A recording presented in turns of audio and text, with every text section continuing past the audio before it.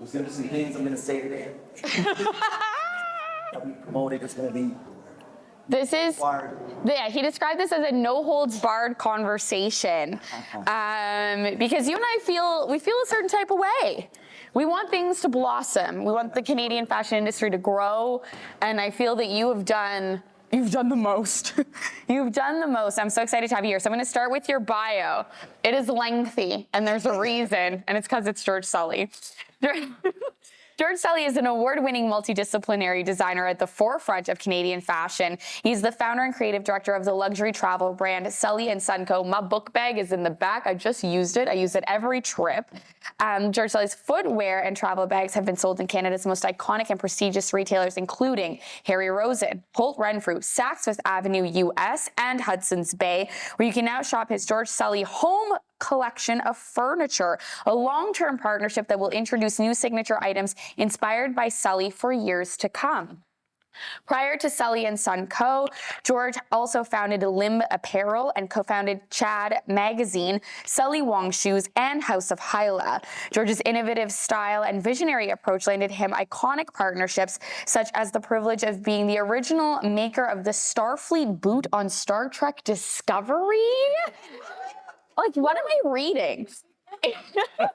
In 2020, George founded Black Designers of Canada, BDC, Canada's first ever all-inclusive index of Canadian Black designers. George's contributions to the Canadian fashion industry have led him to being awarded a bevy of honors, including the Canadian Arts and Fashion Awards' Changemaker Award, George Brown Honorary Degree, Fashion Group International Toronto's Visionary Award, the Bata Shoe Museum inductee, Notable Designer of the Year, and Shifter Magazine's Outstanding Black Men in Canada list. What haven't you done? I'm tired. That was the panel.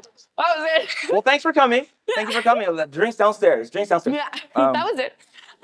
George, I don't even know where to start, but let's start at the beginning, because the point of this is you've literally done it all.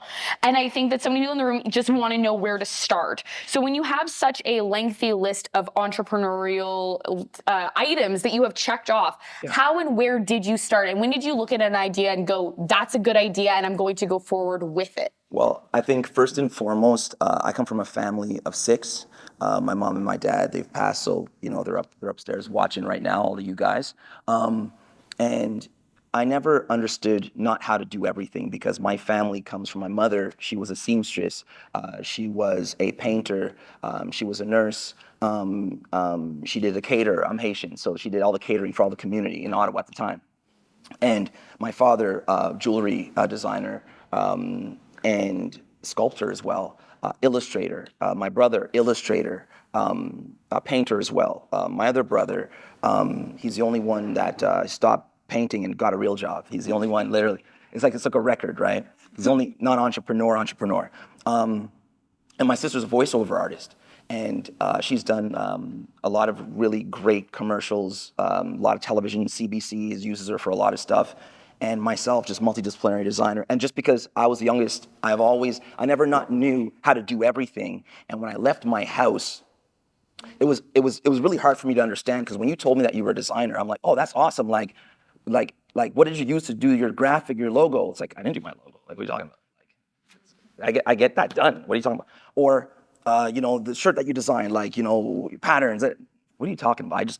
They showed me a booklet. I picked that and put my logo on it, picked off the shelf, and I didn't understand that. What are you telling me? You didn't do all the things? Because that's where I come from. And I only learned that it's more of a faux pas to do everything. And I was told, stick in a lane. I didn't understand that. And, though I'm only 20. I am 10. Any takers? Any take?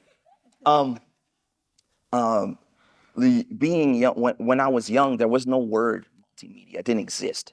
And people were always telling me to pick a lane, choose one thing, and do it well. And I'm just I didn't understand that, because if I'm going to design something, if I'm going to design the shoe from scratch and sew it up and do all the things, I probably know the best angle of it. I probably know how to shoot it. I probably know how to do the videography for it, probably. Because I designed it. I put the blood, sweat, and tears, so I have a vision. So I want to see my vision all the way through. Now, some people will say, well, when you scale, what happens then? You're going to need a team. Absolutely very important. Where's Karen? There she is. Karen and Yeah, her I need team. a team, girl. You need a team. And yes, absolutely, attorneys. We'll talk about attorneys later. We'll talk about all those things. You need those things, but the fundamentals of me, I had to just gather my thoughts and say, you know what? Like, I could listen to what people are telling me and go somewhere that I don't understand, and get all these people to finish my vision. But I'm just kind of like, or I'm gonna gamble and just kind of go my way and do it my way and see what happens. I haven't worked a real job. I don't even know what I shouldn't even say. I don't even know what minimum wage. I don't know what minimum wage is, only because I haven't had a job since I was 18 years old. This has been my job and this has been my business for all of this time that I've been here. So it's just kind of like you gamble. It's 50-50. I didn't go to school for what I know. I didn't go to school. I couldn't afford to equip myself with these tools, but it was a fortitude of wanting to know that, watching my parents be entrepreneurs and watching them grind and watching them raise these children, and to say, do what you feel. I never got pushed into anything I didn't want to do, whether it's school, whatever. Hey, stay in school. And I tell him, I always think, what will my son say? Because it's stay in school, stay in school. I know my son's going to turn around. He's a witty little 5-year-old. He's going to tell me, well, Dad, you didn't go to school and you got an honorary degree. Why should I go to school? I could just be great, and they'll just hand it to you. And I'm like, well, we'll talk about it later when you're 18 years old. But needless to say, it's understanding that within you, and the fortitude and the strength and the conviction of your idea and your thoughts, and going through with it, will get you to a place, I think, that, I mean, it's a 50-50 gamble. But like I say, no matter what anybody tells you, it's just kind of like, when we're talking about a team, the people around you. Because I don't look at excuses. I don't talk about excuses. We could play the oppression Olympics all day long. For everything that you say that has gone wrong with you, I can go right back and tell you the exact same thing, and we can do it all day long. But it's how to do it. There's no right or wrong way to do anything in fashion, because I learned everything I know. I've learned with just wanting to be curious, and not being able to afford got me to having to do it myself anyways, and not putting it on somebody else to do it for me. But of course, do we need people? Absolutely. Yes. Don't do everything by yourself if you don't have to. I'm not even saying that. I'm just saying I went with my route, but my route does work as well.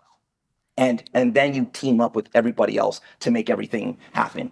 And continue, because I could talk this into the ground. I left minimal questions because I know who you are as a person, if I'm being honest. But I do want to ask, because Sure. What I've also found very interesting, though, in that multidisciplinary nature of your entrepreneurial spirit, though, is also all of the things that you've touched. So you've gone from a magazine to footwear to now furniture to, you didn't even put in your bio the other thing that you're doing, which involves writing something.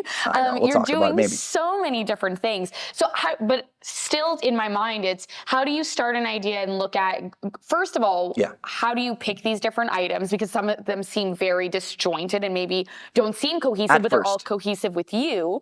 And then also, how do you say this is actually going to succeed? Because some people have a lot of entrepreneurial spirit, but they don't look at something and know these sneakers are going to turn into a Star Trek Discovery shoe. Well, so you said it yourself. The thing is that it's more than you think, because if you're looking at the softwares, I didn't know what to use for the software. But if you use Adobe Suite, that basically, this was made with anything from the Adobe Suite. It was made with. And 3D CAD, I didn't know how to do 3D CAD, but I saw all these kids doing all this 3D CAD stuff. I didn't need it for the factories that I use overseas. So I'm just kind of like, but you know what? I'm curious. So within 2 weeks, I learned the 3D CAD, because all the software that I've known, it's kind of all the same. But everything that we do, whether it's magazines, footwear,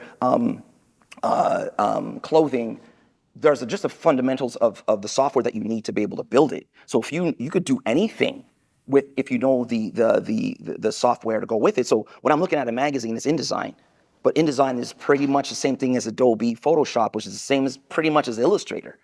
And I'm curious. And at the same time, it's kind of like when you make a shoe, it's going to need some clothing. It's going to need accessories. So naturally, when you get good at one thing, it's one of those things of bringing something else in. Not only am I curious, but again, I have no limits to what I want to do. And you shouldn't either. You have to do it, do it well, and be responsible of what you're doing. You can't do everything.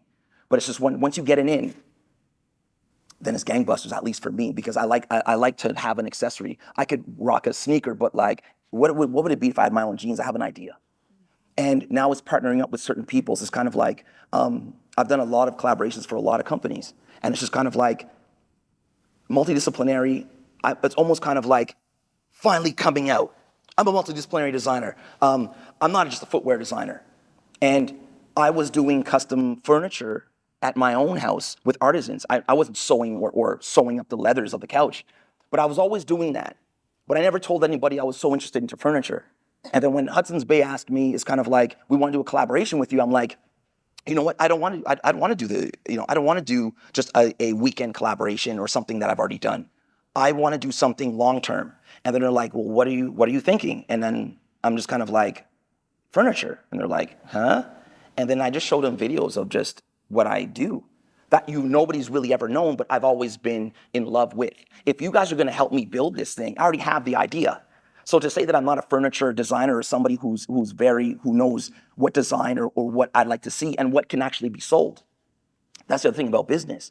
There's what you love, and then when you're looking at it as a business person, it's kind of like what somebody, if you're looking at the client's Hudson's Bay, they have a certain amount of a client. They call it a classic customer. And I'm like, that's just short for older. You know what I mean? And I'm like, okay, to be in this space and to do what I want, I'm gonna go into their space. I'm gonna play their game, add a little bit of my spice, but by the third year, I'm gonna have such a crazy collection that already people are gonna be adapted to, and gradually putting them into my signature. But if you want to make change anywhere in this world, you have to first get inside first, then pop the grenade, then throw it in, and then it becomes. I've had so many questions about we're talking about Hudson's Bay, but I had so many questions about, or people have given me questions about Hudson's Bay and the rights and the wrongs that they've done. I'm not ignorant with a Hudson's Bay and the 350 years and what they've done to the indigenous and all these other things. I'm not ignorant. And a good friend of mine, Leslie Hampton, she came to me and she said, George, what do you think I should do? Because the community on one side says, don't go there. And then on the other side, I see something that could help me advance myself at the same time, maybe teach some. And I told her, and I said, Leslie, I love you first. First I said, Leslie, I love you. And thanks for coming. And I said, the most important thing is that never to forget. But I'm like, the people in that building are dying out and they're looking for fresh blood. The reason why I'm in there is because I needed to get in, because there was no black designer, graphic designer in there until I came in and I asked those questions. And I'm like, who's doing your Black History Month graphic design, Hudson's Bay? They're like, shit. You got anybody? Because the whole time, all their marketing was done by a for their black designer, for their Black History Month. If you want to make change, you got to get into the building first before you talk all that shit about, don't do this or don't do that. I'm in the business of getting inside the building, taking my grenades, blowing it up and changing everything from the inside out, because all of a sudden, if you guys here see any change in Hudson's Bay, it's because of me. Everybody in here is because of me. You don't know this, but it's because of me. And I know this because I know everybody in that building, aside from doing their Charter for Change campaigns, your George's Bay campaign. I've done a lot of campaigns with these guys, but every time I got an opportunity to take money from these guys, I erected change from the inside. Who do you have here? I got somebody. And for a Leslie Hampton, it's kind of like, put your people in positions of power, and one day, half that building, and if not more of it, will look like you. And will make decisions like you and pull people outside of the building to hire people like you and me. Sorry, no. I'm talking about.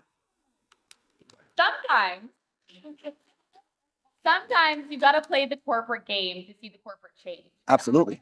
I felt that way with media and have had people ask me, how do you feel about being, maybe one of the only black correspondents in New Brunswick to be on a certain channel? Yeah. It's like, well, if who's going to come after me?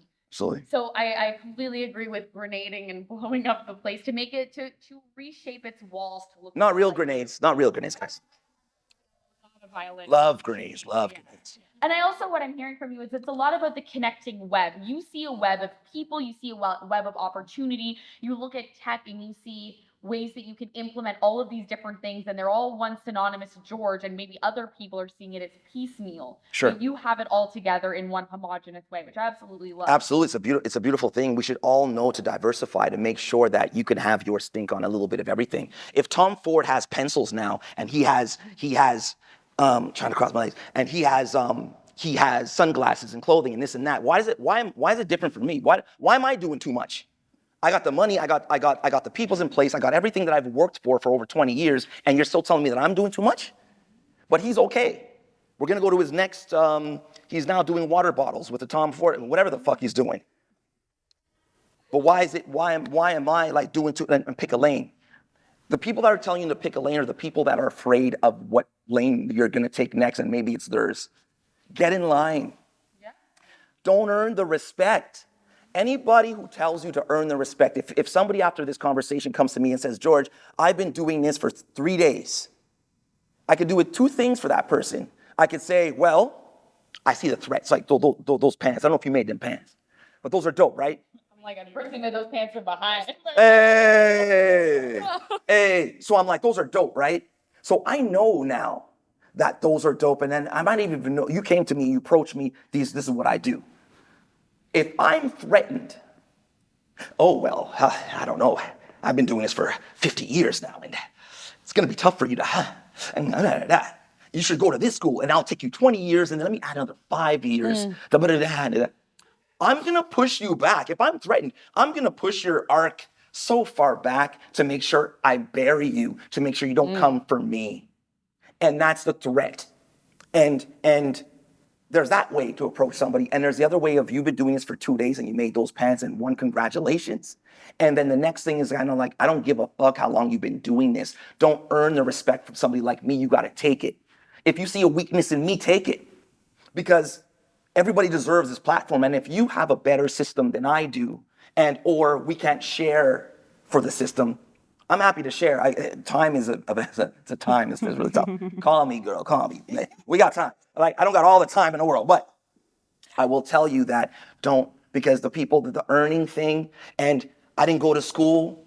I'm sorry, and I'm not saying to not go to school, but I kept my head down and did what I needed to do and designed. I got the software that I needed to do what I'm doing.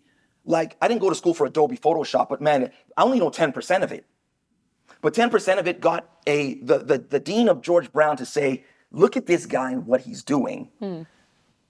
He's not even an alumni of George Brown, but give this guy an honorary degree for the respect that, for how he's done it. And now kids are going and looking for jobs from me. And, George, here's my application and here's my schooling. Man, I don't know what a GBA from an MBA to a CBC. I don't know what the difference is, bro. Hey, I know them. I don't know, bro.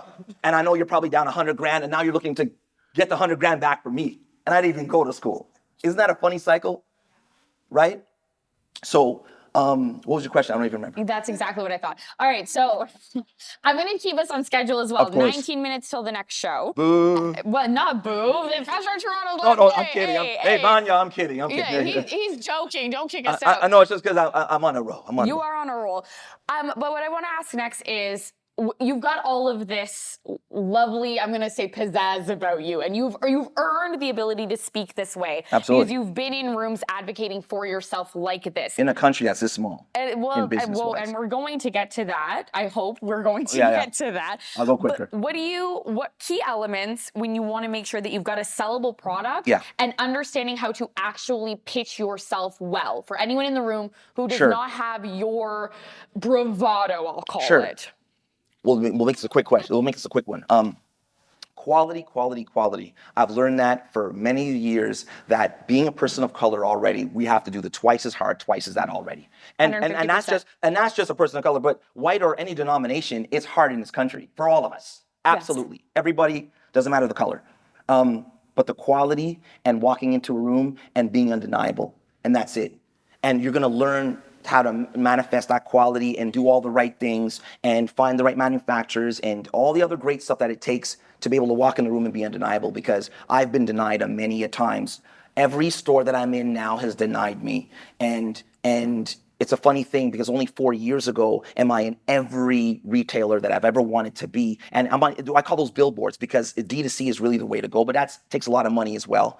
But I wanted to make a point that for all the time that I've been knocking on these doors and they've never let me in, only after the BLM and all the other, the George Floyd and all that other stuff, they had no choice to hear me. So then I'm just kind of like, you know what? This is where I make my move, because I've been always talking about, hey, there's something wrong, but being one person is different than being 300 people. And that's why I started Black Designers of Canada, because to get an army of designers, hey, everybody look over there, please. Amifa, everybody. She's just one of the many designers that I have on the platform. But if I have how many hundreds of other designers saying, no, here's the count of us. We're not by the 10, we're by the hundreds and not by the thousands. And by showing that, it really showed, it really proved that, we are here. And again, undeniable. That's, okay, next question. Undeniable. Though you even mentioned how that for Hudson's Bay, so you took something that was sort of a hobby, you've now built this resume that you can walk up to people and say, this is not a hobby for me, this is something I want to pursue as a new branch of this career. And then they come to you and say they've got this classic customer base. How much research are you putting into these conversations before you're like, this is going to be their customer base, so I need to show them this type of pillow or this type of design? And then also, I'm going to throw into this the international element, because Saks Fifth Avenue US, you are in there. So how are you juggling the different economies, the different groups of people, and the customer bases for all of the stores you're in? Diversification from the beginning. I've been a many a thing, so I know how to walk into a room and adopt and adapt. And we should all know that. Look at Drake. When he's in Houston, he has a slang talking like he's that's not even Houston slang, but like he's talking like he's Houston. But then he's on CBC, narrating the hockey game, and then Drake's like, hey man, and then because he's Canadian. He code switches like on a dime. And it's just one of those things that's actually a superpower for somebody like Drake, and you should all look at him and see what he's doing and follow the same thing. There's no ground rules for what we are. We're not a monolithic group. So it's one of those things that walking into a room and identifying and seeing where you can get in and fit in. Before I was in Hudson's Bay, when I was like a kid, I was stealing from Hudson's Bay. Anybody else? Okay, I'm just saying. Anybody? Raise the hands. You. One over here. The no holds barred just got a little illegal. So I know the client. I know Hudson's Bay. I've been stealing from Hudson's Bay. I know who wants to shop here. I know Hudson's Bay. It's me with the 5-finger discount. Absolutely. To know a client is to steal from them. No. To know, I know these rooms because I come from nothing. I come from public housing. I come from welfare. I didn't even know I never ever even know that I was not on welfare, because the public housing I was in was such a great group of people that I grew up with. Only when I got outside of that bubble, it's kind of like, you're on welfare. What? What's that, Mom? What's welfare? And why are you taking it all? Is there a baby bonus? Is this for me? Anyways, that's a welfare joke. Sorry, guys. You guys are too young. You're too young for that. Welfare kid right here. Hey, yeah, okay, we're boom. both side by side. One over here. Thank you. The point being is that, what was our point? Yeah, exactly. Okay. No. Anyone in this room, though, who wants, give like a few tips. You're walking into a room, you need to have a good elevator pitch. That's what we were. And also what I want to know is, like, there are people who are showing, that might even be in this room, who are showing today. They're looking at their product, and maybe they've got Karen's tags and they've got the tissue paper. Everything they need. But what do they need to actually feel confident about walking up? And I don't want just like the undeniable confidence. What in the product makes it sellable? You know what? I always believe in the person first. Check one. I always believe in the person first. So it's just kind of like, it's an essence of yourself, and then it's going to bleed into your product. So it's kind of like, if you believe in your product, I'm going to see it on you like them pants. Really dope. Those are very, yeah. And I believe in Questia and those amazing pants. I'm giving you a shout out here. And she's on the platform as well, by the way. It's not even a plug. We're not trying to do an act here. Like, she's on the, Well, you've got 300 people on the platform. Yeah, no, you've got over 300 people on this platform. Yeah. So do you want to get into the platform? I would love to get into the platform. I started it because there was a necessity to find out who we are, and I got a lot of plausible deniability of, like, George, I would love to have these some designers in the store, but there are no black designers. I got that. I got actually there's only a few black designers, so there's only 10 of them, and the 10 black designers are do all athleisure, and that's why I have no black designers in my store. So I got that. I got the, well, you know, our budget's gone. I got that. And I'm just kind of like, you know what? There's hundreds of us, so I needed to start something to prove a count of us first. Because if there's no count of us, you could say all along and give me all the excuses while I'm at your door. So then, Black Designers of Canada, I was able to uncover, we were all here in the first place. We were in front of you in the first place. And they say that I broke the industry, and not my words. And they say that I've made history, not my words. But the thing is that I uncovered something that was already there, and people were burying it for so long. The award system, all these other things. There's designers that have never won an award, that there should have gotten a bronze, a gold bust of Amifa's head in the middle of Dundas Square. But right, yeah, thank you, thank you. And the things that we were never awarded, and some of these designers that we have are so great. So I'm just kind of like, if we don't have an award system, now that I've uncovered all these designers that should be awarded, then you know what? I'm gonna start an award system, part to prove a point, but part to give 100 or 200 designers that should have been worthy of an award for years that never got it, to say, at least I see you. And by putting award in front of their names, they're gonna have to see you too. Because if nobody knows Amifa all of a sudden, and you're reading her bio and says award-winning behind it, I never heard of award, I never heard of Black Designers of Canada Award of Excellence. Who the fuck is that? But you know what? What I'm gonna do is that because she says award, I'm gonna go check her out. See why she deserved of anything. And then all of a sudden, I'm picking up everybody. Everything changed. I put award winning in front of 180 other people that you might have never heard of, but they were exceptional, they were excellent. And all of a sudden, I created a slingshot effect. Every brand that I put on, I didn't know a lot of them when they were coming on. Every brand that came on, I started seeing them all over the place because it was undeniable. There was a hole that nobody wanted to fill anyways. Nobody gave a shit, right? But Black Designers of Canada filled a hole for everybody to see who we are and the excellence that we have, that we come with. So then all of a sudden, of course, people had to change. Vicki Milner is a great friend of mine. I have her on speed dial. But you know what? She thanked me on the side saying, because there's a lot of people in all this industry who they don't have a problem not seeing all of us, all their denominations. And that changed that, because there was only, I would love to say that I got duplicated and copied. You know how hard it is? Hard. It's hard to start something, to put 100 or 300 people on and just hope that everybody sees their faces. It's hard. That's why no duplicates, no black designers of clothing or furniture or interior design. There was one that started. It never manifested anywhere, so I found the interior designers and I brought them onto my platform. So I'm just kind of like, regardless. Anyways, next question. Next question is going to be the last question because we have to start heading upstairs. And I want you said, yes. If you want to stay for longer, everyone can go watch the 5 o'clock show instead. You're in charge. Yeah. You are the queen of this Thank you, baby. place. Thank you, baby. Well, I was genuinely almost out of questions, but I sort of wanted to give you, despite how scary this sentence is, the floor. In the sense of, I feel like there's so many people who, and we had an hour and a half long pre-conversation to this conversation while I was on vacation, and I just wanted to say, that I think that there's so many people who, as you've mentioned to me, they clamor to hear your mentorship or they want your advice, and I think the main thing I want to impart is, I've heard everyone wants to be you. They want to be as creative as you. They look up to you. I have called you the godfather of Black Canadian design and fashion. I'm only 20. You can't be a godfather at 20. You're 20, but you said that you started at 18, so it's been 2 years, and I'm really confused about the math. The math isn't mathing. I just want you to sort of let it out in terms of how do people get anywhere near where you are, other than the undeniability, and other than believing in yourself. Because you've done, I mean, the bio is almost the whole talk. Right, you're right. Let's talk money and financing. And it's just kind of like, if you're any designer, you're gonna have to look to that first and foremost. It's hard to see, because how am I doing it? What am I gonna do? I don't know where she is. She was saying, Kelsey? Yeah, she was saying about, you might have a rich uncle or whatever that, because to be honest, if you know anybody doing everything, something if you know anything or anybody doing something consistent for 3 years, go onto your Instagram right now and look at any designer, doesn't matter from here to there.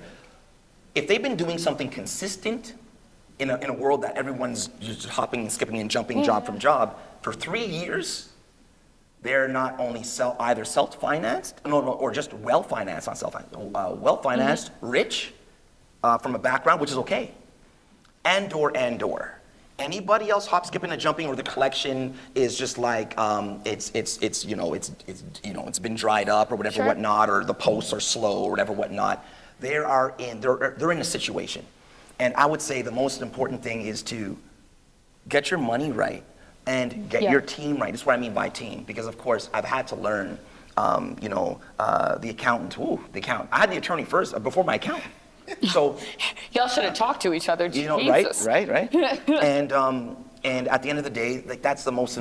I would say that's the fundamentals, and then from there finding an idea and knowing that before just what you love, making sure and do your research and making sure it's what other people love too, because it's kind of like then you might end up being like Amifa was saying, like some people will sit there and, hey, you get a grant, you get a this, you get a that, but then you'll never testing your product for what it's, hey, can somebody going to buy that and consistently?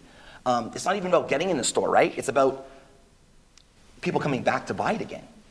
And that's the thing. You're only as good as your last collection. You're only as good. I'm saying Hope Renfrew. I don't know if I just had a meeting with Galen Weston himself, and he's asking, how's it going? I was like, I don't know. How is it going? I'm on You should ask him how it's going. I don't see my fucking collection on the website. What happened, bro? You know what I mean? He's asking me. So you're only as good as your last run and your last collection. So it's just kind of like being consistent on your delivery, but that takes money, and that does take a team, and that just takes a flow of things. And I'm already, once you're in the store, you see yourself on the shelves. It's a beautiful place to be, but then time goes by, and they're not really telling you exactly whether you're being sold well or not. They hold that information back. Right. So it's like making sure. asking about your KPIs, finding out all of the analytics that go along with your being inquisitive, be annoying. You have to, but a lot of the times they're not even gonna tell you as much as they'll give you a little, but how well you're doing is kind of like still till today. They're not gonna tell you, and you just have to have that instinct of you know what. I love it, but luckily others love it. And this is what I mean by understanding and reading the room. Right. How do you go from a Hudson's Bay to a Harry Rosen? Harry Rosen is a specific client with specific photography, with a specific layout and design. And Hudson's Bay, not so much. They hate each other, by the way. But what I love is that when I post something from Hudson's Bay, Ian Rosen likes it. And he has to, because I literally brought guys who hate each other together. Because there was one person that brought them together. And this is this designer who is scatterbrained, multidisciplinary guy who loves each and every one of these people for their ways, and they know me. So for Ian to like a post from Hudson's Bay, Ian is the president of Harry Rosen, and for him to like a post of mine that is a Hudson's Bay ad, that tells you a lot about bringing people together. There's no rules to this. Only you make the rules, and then you abide by them. I don't abide by any rules. Because if I did, I'd be saying, I can't be in Hudson's Bay and Hope Renfrew at the same time. They hate each other, and the quality, they look at Hudson's Bay as like the ugly child, or the stepbrothers, uncles, sisters, nephew, we all hate. And so, but how did I get them all together? I literally made up a name called Triple H Crown. The Triple H Crown. So I didn't know how long I was gonna be in those 3 stores at the same time. So Harry, Holtz, and Hudson. I have the Triple H Crown. And I made that up marketing-wise, because I'm like, this is really rare. And I asked my buyer at Hope Renfrew, I asked them, I said, am I, and not to come back at you guys and put you guys on blast, but am I the only Canadian black designer in Hope Renfrew at the moment? He looked around, and I don't care, I'll say it. Yes. He looked around, almost kind of like, is this a trick question? And then when he realized, I said, like, no, bro, just chill. Like, I'm not gonna use this. Just chill. To like burn you guys to the ground. But he agreed, he said, yeah, at this moment, you are the only black designer in the country on the shelf. And I'm the only Canadian designer, black designer on the shelf at Saks at the moment. I'm trying to, Mifa, what are we doing? We gotta get Saks, 3 or 4 or 5 or 6 or 7. And it's to make the point for the future. I don't care if I was told that it's gonna go, I hear that Hudson's Bay and all these other retailers are going to the ground. That's bullshit. You know why? Because they haven't paid their vendors for a year, and not because they're going down in flames, it's because they sat down, hoarded the money, and bought Neiman Marcus, and who owns Bergdorf Goodman. in the States. So they're literally amalgamating all these retailers together like a force that they cannot be denied, and they can step on everybody's toes. These are the truths. So if you want to be down or not, it's on you. But I don't want 3 jobs to do what I do. So it's reading the room and understanding where could you get in? Where could I fit? Where can I make this better? How do I make this better? And I got an idea about it. And I've been able to be confident and brave enough to walk into a room and say like, no, you're going to hear me. This is what I think of this. And with confidence, you'll be surprised.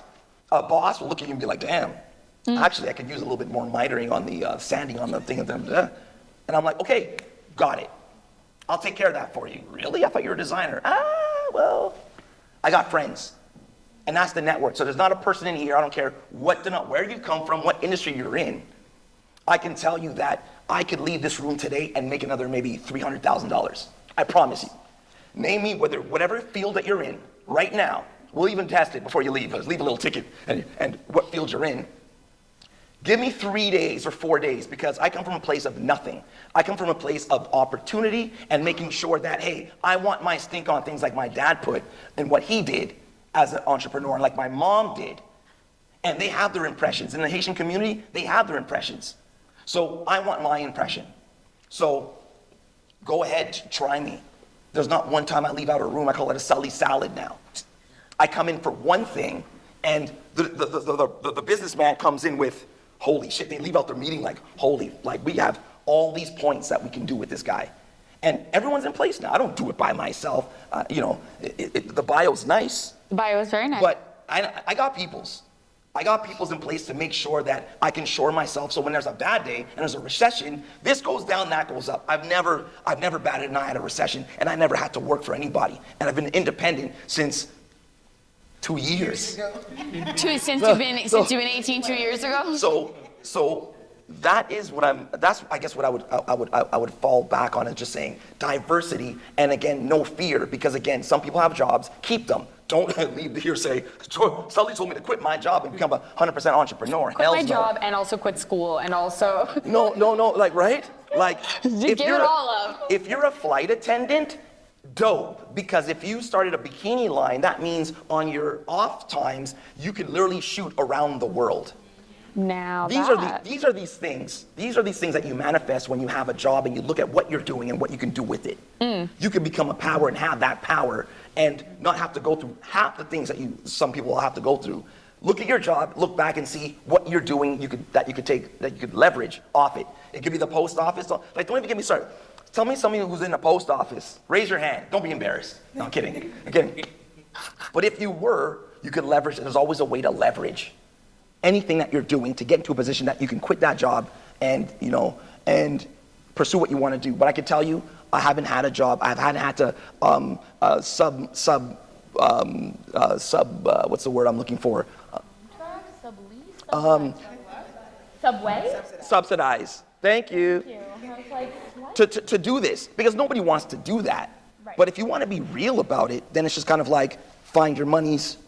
It could be the uncle. It could be the bank. I didn't go to a bank first, but there's a lot of people that are asking me for money for different things. I process it and say, okay, there's good money, there's bad money, but come into it